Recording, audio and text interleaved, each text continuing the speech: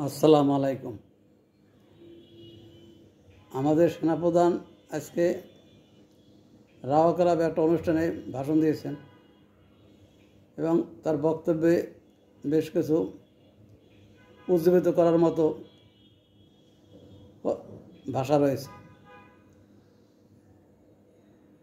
তিনি সুন্দর বলেন, সেই 5ই আগস্ট দেখছিলাম সাজানো গোছানো, সেই খুব মানে আবেগতাড়িতভাবে কথাবার্তা বলতে পারেন এবং ভাষাগুলো খুব সাজানো গোছানো।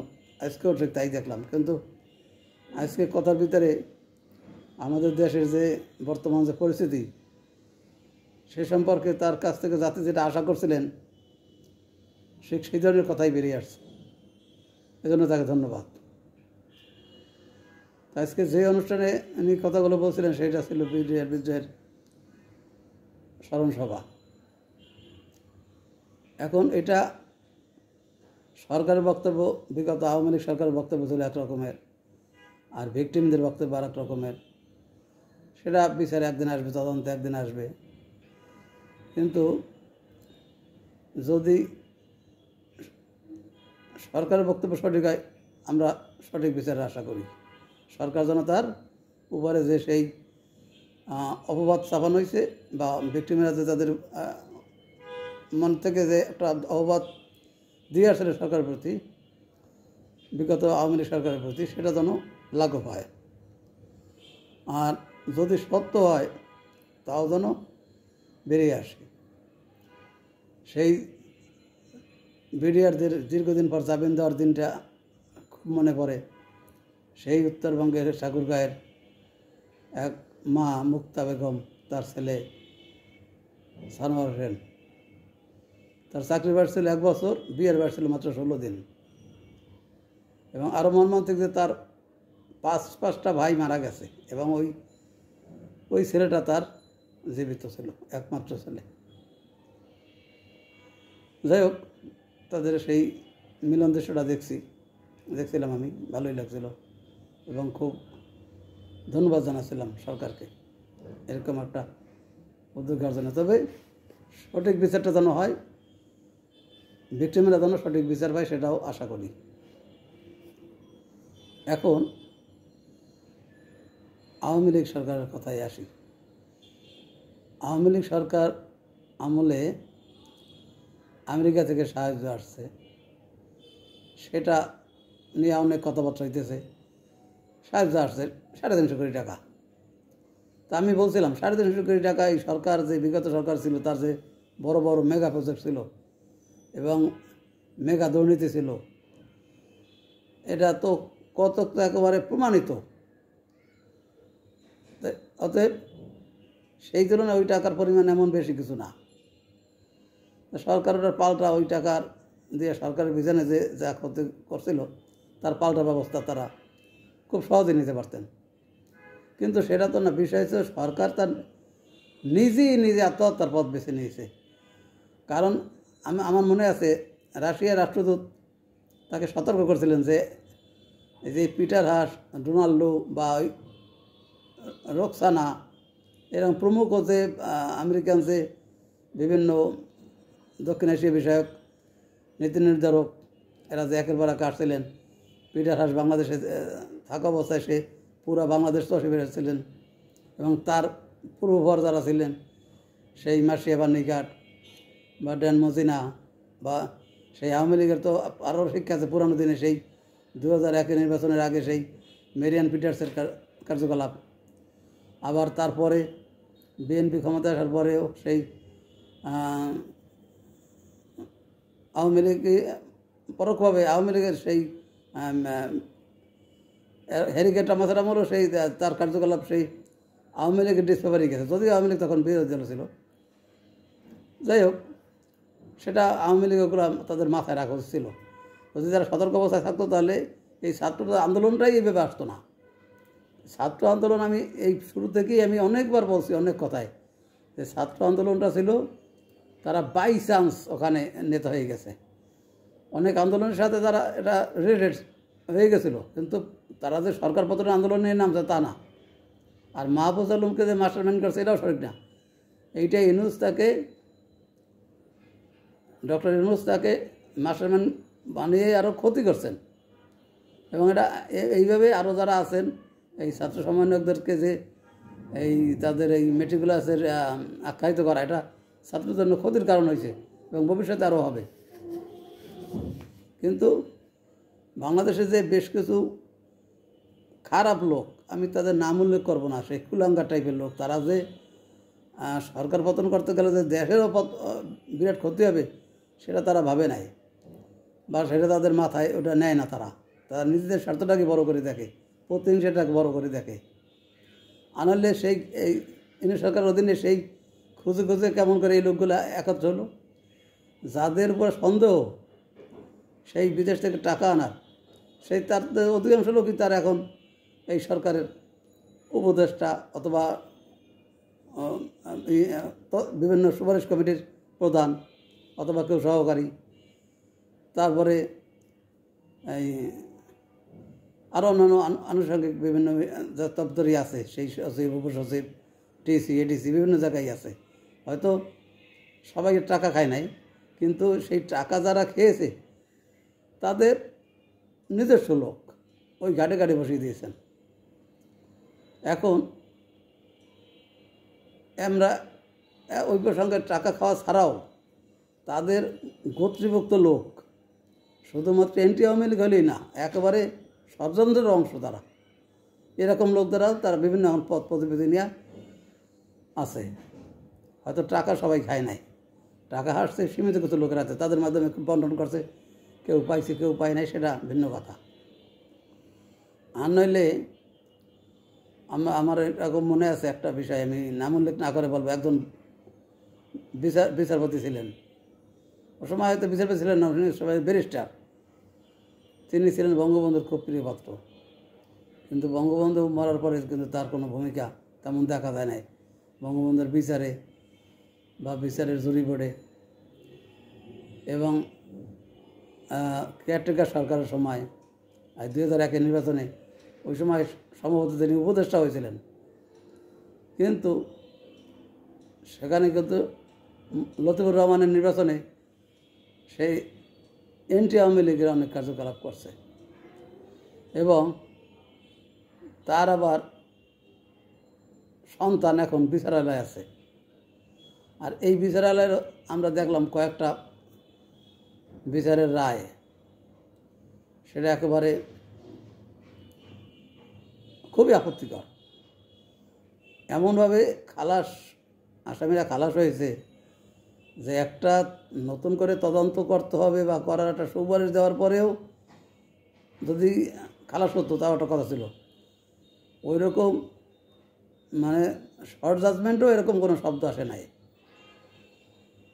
সরাসরি খালাস দেওয়া হয়েছে যে আগের আমলের তদন্ত সঠিক ছিল না, আসামি বিচার কার্য সঠিক ছিল না, এইসব কথা বলে একবারে রীতিমতো খালাস দিয়ে দেওয়া হয়েছে। তো এখন আমি বিচার কার্যের সমালোচনা করছি না, ধারাবাহিকভাবে যে জায়গায় জায়গায় লোকগুলো যে প্রতিষ্ঠিত হয়েছে, এরকম এনটি আওয়ামী লীগ হওয়ার তো কোনো যুক্তি নেই। আওয়ামী লীগ অনেক খারাপ কাজ করছে, কিন্তু অনেক খারাপ কাজ করলেও আওয়ামী লীগের সব লোক তার খারাপ না, কিন্তু সেখানে আওয়ামী লীগের বিরুদ্ধে যায়, আওয়ামী লীগের আও শুনতে পারে না, এরকম লোকগুলারই শুধুমাত্র সরকার বা তার চারিপাশে আনা হয়েছে, বিভিন্ন পদ পদবিতে বসানো হয়েছে এবং নীতি নির্ধারণী পর্যায়ে আছে। তো এটা তো যা হবার তাই হইতেছে এই 6 মাস 7 মাস ধরে আমরা দেখলাম। কারণ এখানে পুলিশের যেভাবে পুলিশ মারা গেছে, বলা হয়েছে পুলিশ জয়েন করে না তো বলতে হবে যে পুলিশের বিরাট অংশ দুনিয়াতে নাই, তারা দুনিয়া থেকেই চলে গেছেন। বাকি যারা ছিল তাদেরকে তাদের ট্রমাটাকে দূর করার জন্য ব্যবস্থা নেওয়া উচিত ছিল এবং যা বিভিন্ন রকমের তাদেরকে মোটিভেশন করা উচিত ছিল। সেটা না করে বরং আরও তাদেরকে বিচারের পথটাকে রুদ্ধ করে দেওয়া হলো, ইমিউনিটি দেওয়া হলো তাদের যারা মারছে সেই অজ্ঞাত। এখন বাকি পুলিশরা তো সেই হিসেবে তো তাদের মানে মনোবল আর থাকে না। এবার গেল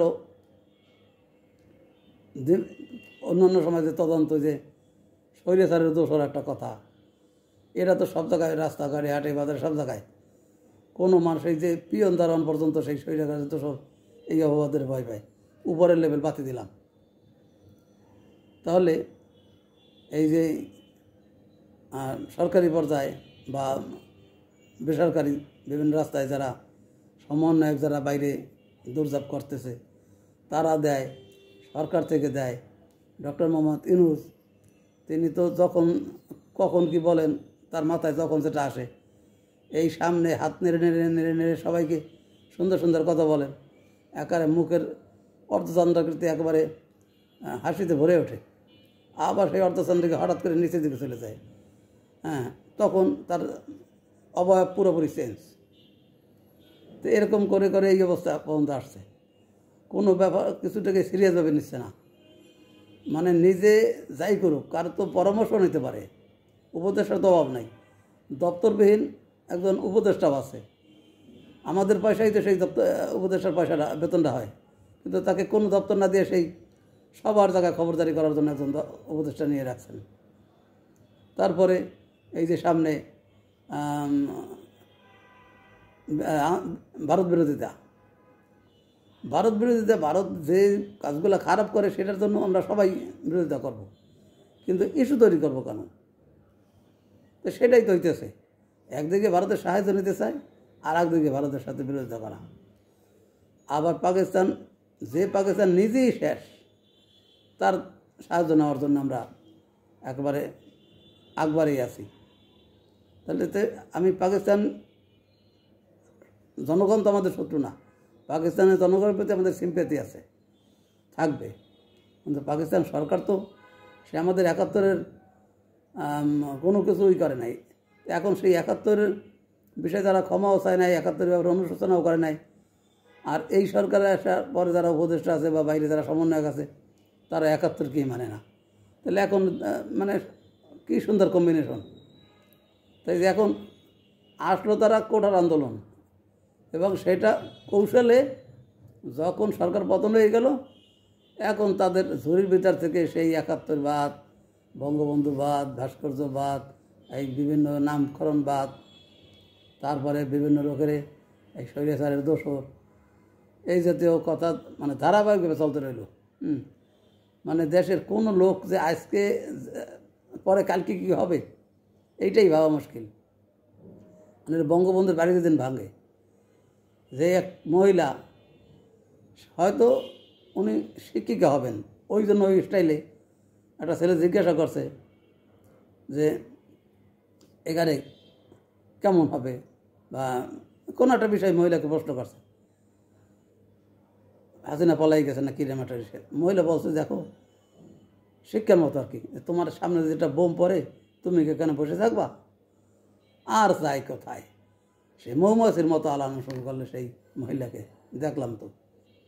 তো এই যে বিষয়, তো এরকম তো প্রতিনিয়ত ওই যে খুন, রাজধানী, লোকের রাস্তায় ধরপাকড়, রাস্তায় লোক ধরে মারে, পুলিশ সামনে দাঁড়িয়ে থাকে, পুলিশের ধমক দেয়, আর মারতে মারতে নিয়ে যায় একার প্রকাশ্যে রাস্তায়।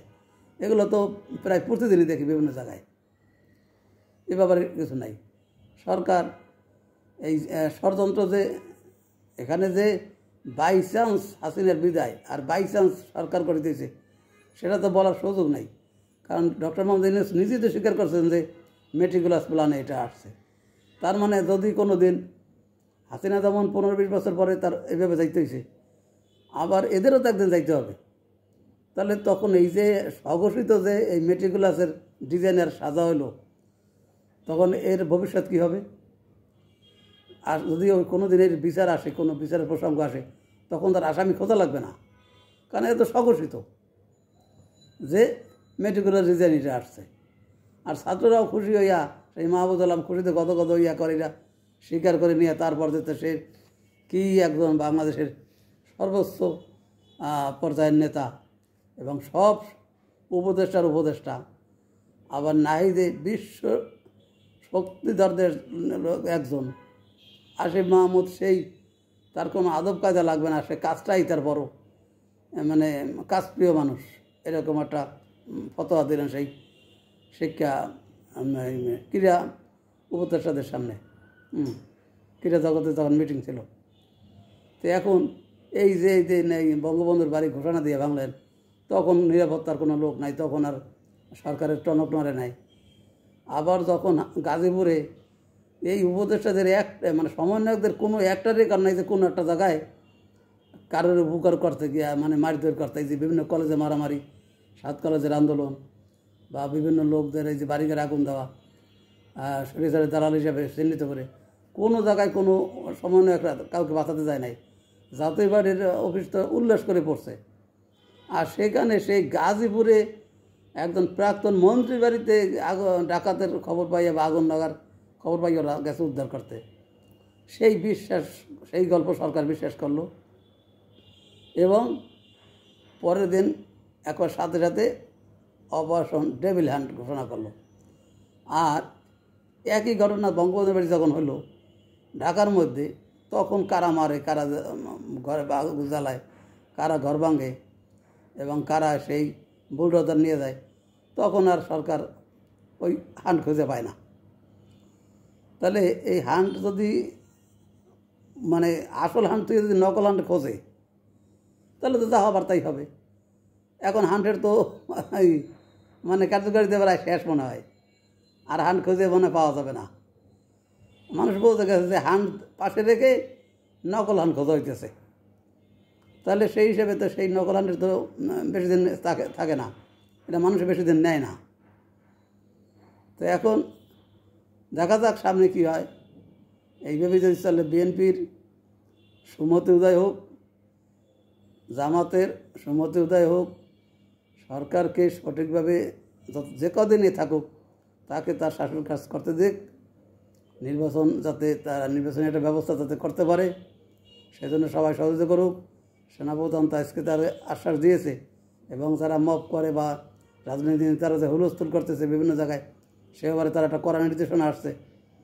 তাতে সামনের দিনগুলো সবাই ধৈর্য ধরে আওয়ামী লীগ, বিএনপি, জামাত, জাতীয় পার্টি বা অন্যান্য বাম সংগঠন সবাই যেন এক হয়। আর বাম সংগঠনের বলি আপনারা এই যে একটা কথা আছে যে বাম পচলে হয়ে যায় চরম ডান। তো বাম নেতারা তো পচতেই থাকে, এদের তো পচন সারা গায়ে তাদের ঘা, এবং এরা দিনে দিনে পচতেছে, পচে পচে তারা চরম ডান হয়ে যায়। এই মেজর আব্দুল জলিল সেই কাজী নজরুলের মতো সেই মাথায় ঝাঁকড়া চুল লেগে, সেই আমার মনে আছে 73 সালের নির্বাচনের আগে ভোটের পরে পানি ফস করেন এই গল্প শোনাইছিলেন। এখন সে পরে কিন্তু চরম ডান হয়ে তার দুনিয়া ছাড়িয়ে গেছে। আরও যত বাম নেতা দেখি বেশিরভাগই দেখা যায় যে তারা ওই কেউ যায় সর্বহারা, তারপরে সেই চারু মজুমদার, সিরাজ শিকদার, ওই মুজাফর আহমেদ এই জাতীয় নেতা, আবার কেউ হয় মাঝারি গোছের। কিন্তু শেষ পর্যন্ত তারা গ্রুপ করতে করতে করতে করতে এক পর্যায়ে পচে যায়। তা সেই বামেরা যেন এখন থেকে তাদের নীতিটাকে একটু পাকাপোক্ত করার চেষ্টা করেন যে একটা জায়গায় কংক্রিট হওয়া দরকার। নাহলে তো বামেদের কথা শুনলে একসময় মানুষের নাক চাপবে। ওই ওই একটা কথায় আছে যে ওই শয়তান আর ওজা, তো শয়তান যদি না থাকে তাহলে তো ওজাদের মূল্য নাই। এই জন্য ওজা মানে শয়তানকে বাঁচিয়ে রাখতে হবে, তাহলেই ওজাগিরি করতে পারবে। এখন যদি এই থিওরিতে চলে সরকার, অন্যান্য নেতারা তাদের ভিতরে কিছু শয়তানও রাখবে, তাহলেই ওজাদের মূল্য থাকবে। এইভাবে মনে করতে থাকলে এরা একদিন বুমেরাং হবে। আসসালামু আলাইকুম।